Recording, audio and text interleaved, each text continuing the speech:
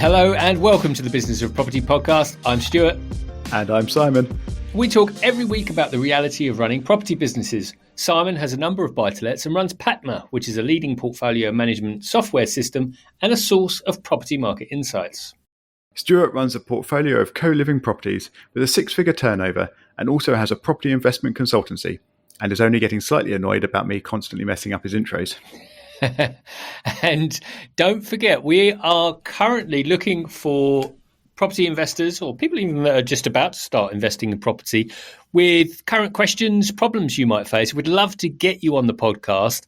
And that is one of the reasons for us doing the show that we're doing today, just to talk about the fact that we obviously still have many problems. But if you do want to join us, and we hope that you do, and talk about it and hopefully get a good solution for you, send us an email to show@thebusinessofproperty.com. That'll be in the show notes. Or, as always, reach out to us on Twitter @biz, B-I-Z, of property. Very, very simple. And that's all in the show notes. But today, it's all about our problems and what we're doing about them. And Simon, you mentioned to me something which I found surprising. And that was that you've just run a report on some of your portfolio within, obviously, the Patma system to understand where you sat in terms of market rents against your portfolio. So you just want to tell us a little bit more about that background and what you did. Yeah, so regular listeners may feel this is a little like deja vu in terms of the general topic of rents I'm charging or not charging for my existing tenants. But this particular report that has recently been added to Patma really sort of pushed home the problem that I currently have, or the challenge that I currently have. What this report does is show your current rent for each property, and also using Patma's property market data and the insights it has from that, it also shows what it thinks is the market value or market rent for each of your properties. And it bases this on the location and the number of bedrooms and what property type it is, so sort of house or flat or whatever else. And just puts in a very simple report for all of your properties. Now, this particular report for me is using my real property data.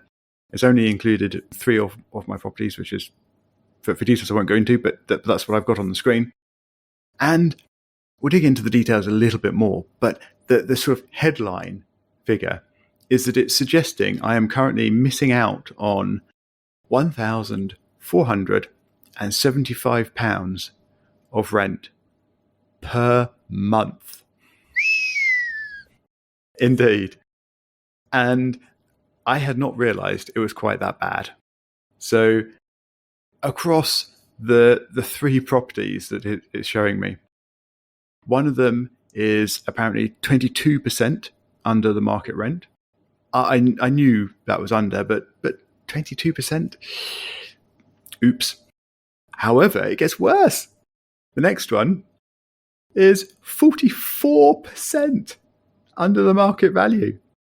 And these are my longest standing tenants in this particular property, and that is how it has drifted so far behind the market value. But 44%. That's over £600 a month of missing rent for that one property. Yeah, it's quite staggering. Quite. However, it gets worse.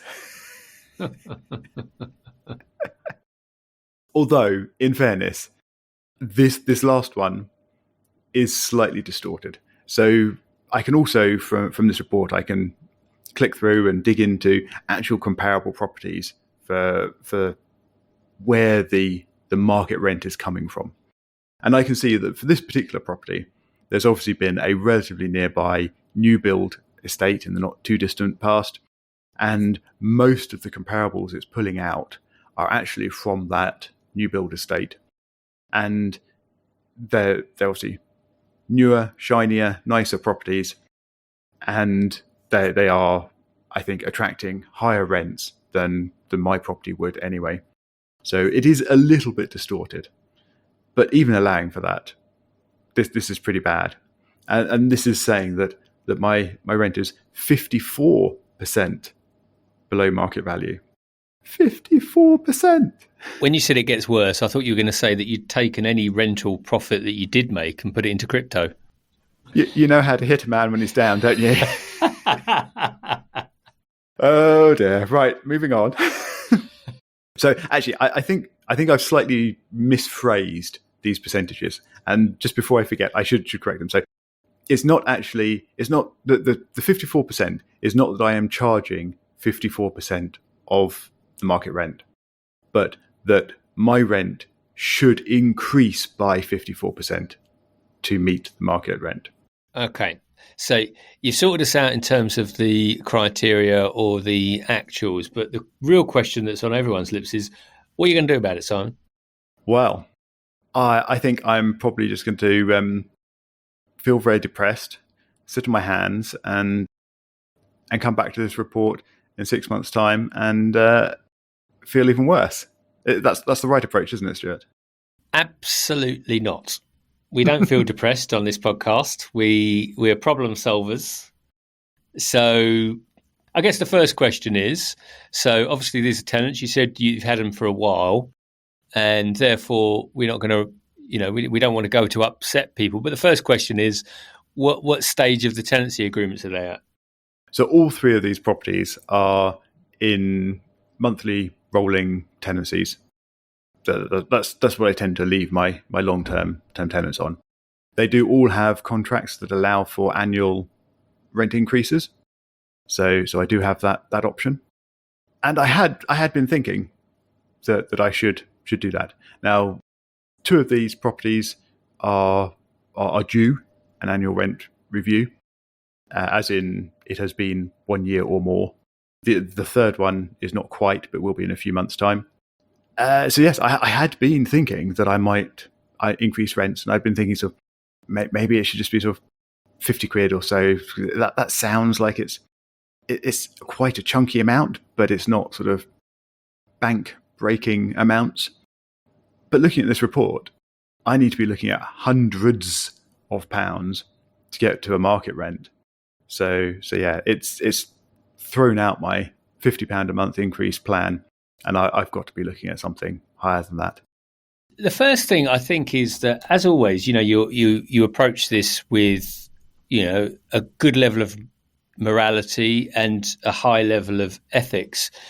But equally, we have to remember, and I'm speaking to those listening now, is that each of our properties is essentially its own profit centre.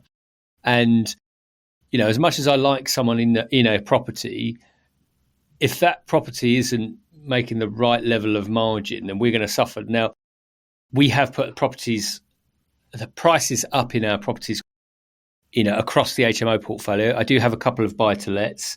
There is one that we have had to put the prices up quite dramatically when I say dramatically, I just mean significantly every 6 months. And every 6 months in fact, we don't have a conversation. The same tenant has been there 2 years. And if I'd been more prepared, I would have brought these numbers. But for example, we have put, the rent will go up again in the next month by about £150 from where it was. And I'm just going to give you a quick idea of percentage. Equivalent of 9.6% increase, so 10%, and similar 6 months ago. Every time we've done that, so I've done that with a business partner on this property, and a couple of reasons. Number one, well, all of the reasons we know and love. So our mortgage cost has just gone through the roof, and energy, etc., etc. And this property is probably what I would consider one of our more premium properties. So they're already paying what I would consider a high fee. They're probably paying more. It's a 2/3 bed flat, but it's in a very nice block, etc. And we've had to keep putting the price up. But what we did was we said, okay, well, what's reasonable? We think this number is reasonable, given the context of inflation and so on. And then added a little bit to it. And every single time the tenant said, do you think that we can negotiate on this? And then we essentially took £50 off, and they agreed it straight away. And the fact that they've now been there over 2 years, and we've done this a couple of times. Don't get me wrong, we're not saying it's right, and we don't do it for the sake of it. But it's shown me that, yes, and they've said on the last one, this made, obviously we're finding everything tough because of X, Y, and Z. But they said, but we do understand what's happening. So, and I think if someone like you got into a situation where the tenant came back and let's just say you put a number, you've negotiated it down, and then they said, but we're really going to be pushed with this and it's going to leave us in all sorts of trouble. I'm pretty sure you're the sort of person, you're not going to let that happen anyway. And you'd go to the bare minimum of what it could be. So it's a case of just getting it out there, isn't it? Yeah, it is exactly that. The first step is for me to pick the number of what I think is reasonable in terms of the market and also in terms of sort of percentage increases and thinking of that in relation to inflation and the wider economy, and contact them about it. And this is exactly what I will do. So one of these properties, my main sort of communication route with the tenant is actually through WhatsApp for all our sins, but there you go. And I will contact them through that. Another one will be by email. I will write them a nice email saying, as you said, this is the situation and I need to look at increasing the rent, and this is my proposal. And please let me know if you have any feedback or whatever else, and see where we go from there. And yes, they may come back and ask to negotiate, or they may accept it. I mean, certainly some of these are obviously very much below the market, and hence very much below what they would be able to go out and find another property for, assuming they could find one at all. So yeah, I don't want to push anyone's finances so far that they start struggling, because that's not going to help anybody. It's not going to help them, but thinking selfishly, it's also not going to help me as a landlord, because they will end up not being able to pay, and that will only create future hassle. So it will not just be a question of, this is what I want the new rent to be, can you start paying it please? It will be looking at needing to increase the rent. This is my proposal. Please let me know if this is going to cause any problems. So yeah, that I think has to be the next step. And I keep mentioning this in episodes of this podcast. So in a few weeks' time, I will come back and let you know how at least a couple of those have gone with those initial contact. Very good. But until then, and for this week, you have a actually kind of similar challenge in your business at the moment, don't you, Stuart? Do you want to outline what's going on there? Yeah, well, I'd put this firmly in the category of big financial problems that we have with a property. And although we're still in discussion, so I probably shouldn't share too much detail around the property itself, but essentially we have a property where it is bills included and has been for a year or so. And this is another buy-to-let property, so it's not a multi-let, not HMO.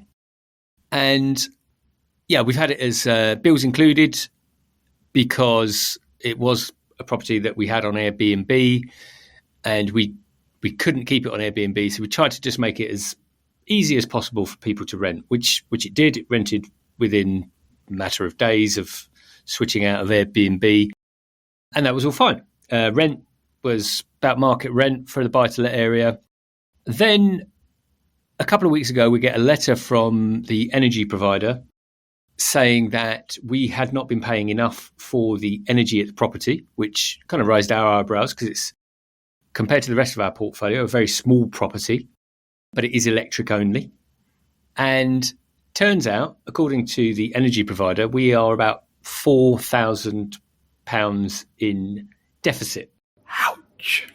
So we then reviewed the usage of property and realised that what has clearly happened is that the tenants are essentially keeping the heaters on.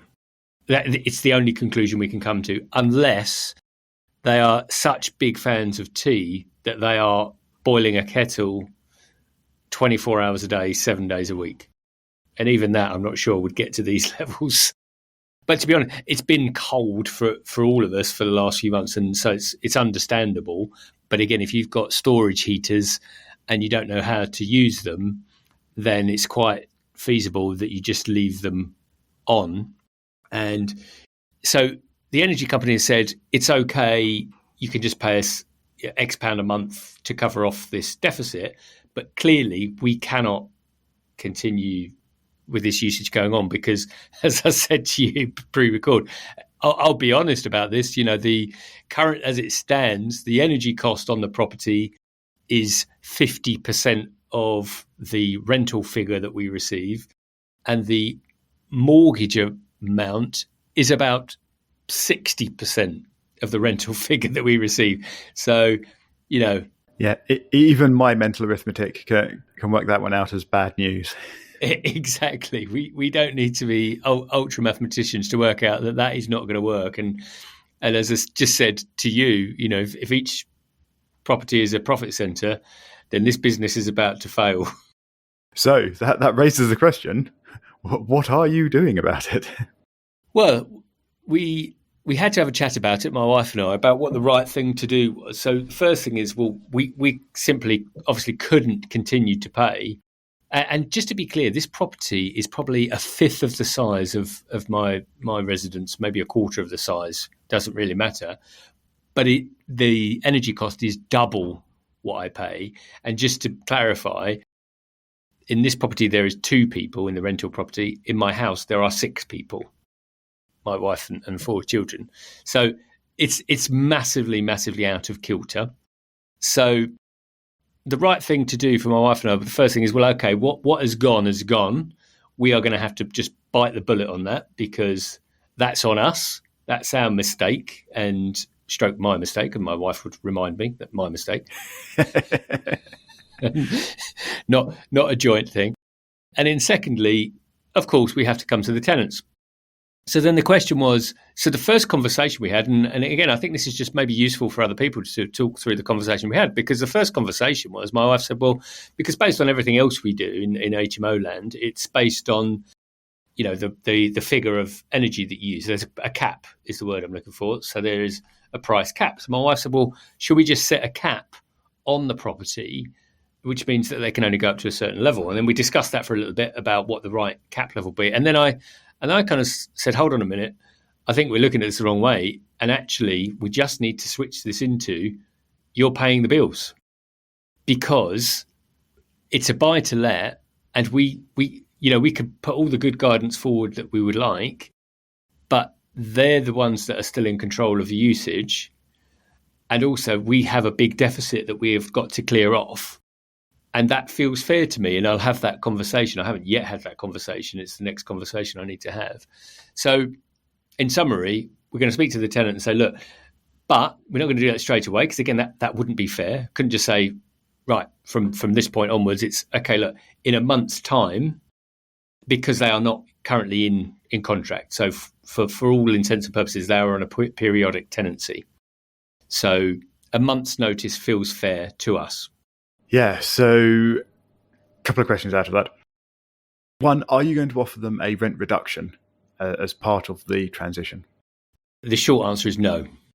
So you think the rent they're paying is good for the market rent in the area, excluding bills, even though it's currently including? And that was the benefit. And we probably didn't need to do that. And that's the challenge. Again, talking this out loud, as when you talk out loud, you suddenly think, well, actually, we were charging a market rent or slightly less with bills included just to keep it easier. Whereas actually, again, because we didn't have that conversation, again, I really like the tenant and they've been really good and looked after the property, etc. And it just felt okay. So that's another part of the conversation, to say, look, you've been getting essentially market rate, probably a little bit less, but essentially market rate, and not having to cover off the bills. Absolute bargain from their point of view. Yeah. So presumably from a sort of process point of view, you'll be looking at effectively starting a new tenancy with them. So because presumably your current contract states that you are paying the bills, and you'll need to end up with a contract that states that they are going to pay the bills.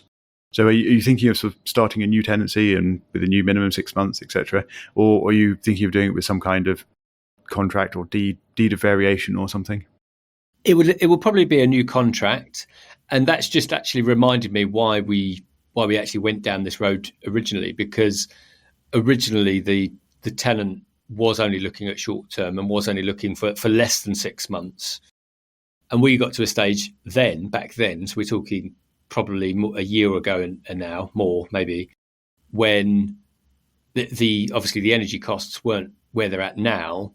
And for us, it was kind of like, okay, so we could let them change the utilities, live there for a couple of months, then change them back to us. And it just felt like actually there's probably, the time and cost that it would have taken for that, we kind of felt just wasn't right. And obviously the world's changed. But yeah, what we'll put forward is a new contract based on all of the above. And we've got a good relationship, actually, in terms of we've had conversations like this before, because they originally didn't need to pay council tax because they were students, overseas mature students. But then that did come in, and there was a question over, who would pay that and how that would be paid. And we just had sort of conversations about how that works. So I feel like this is another one of those where we'll get to a stage where they'll say, well, actually, we only want to stay here for another 2 months. So they've got high flexibility at the moment. And provided they're willing to meet somewhere in the middle, then we will too. If not, we'll just offer them a standard AST, basically, with 6 months and take it from there. Wow. So it sounds like they were planning just for a few months, and they've stayed much, much longer. And obviously time got away from them, as it almost has with us as well. Well done. This is a new game we play. How can we link the last conversation back to running out of time? And you are right, we have run out of time. And we do hope that you enjoy listening to the show. Quick reminder, as it's at the end, please do leave us a rating. It really does help. And we just love to see that people appreciate the show. So if you've got any value from this and you've listened thus far, just slide on over to the 5 stars, leave that for us, and just put some value back to us as we've hopefully been given to you. Do reach out to us, show@thebusinessofproperty.com if you'd like to come on the show, or at BIZ of Property on Twitter. Other than that, we'll see you on the next episode.